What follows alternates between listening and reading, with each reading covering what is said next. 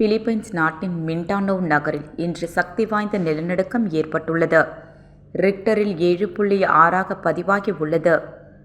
Philippines நாட்டின் Mindanao நகரில் இன்று திடீரென நிலநடுக்கம் ஏற்பட்டது. ரிக்டர் அளவுகோலில் 7.6 இந்த நிலநடுக்கம் பதிவாகி உள்ளது.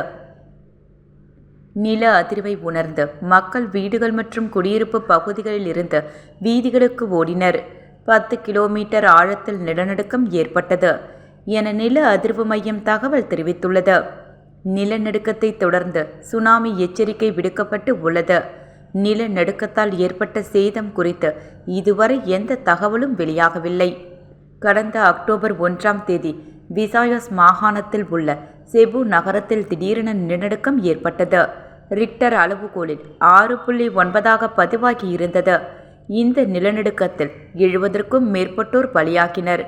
தற்போது ஒரே மாதத்தில் 2வது முறையாக நிலநடுக்கம் ஏற்பட்டுள்ளது என்பது குறிப்பிடத்தக்கது.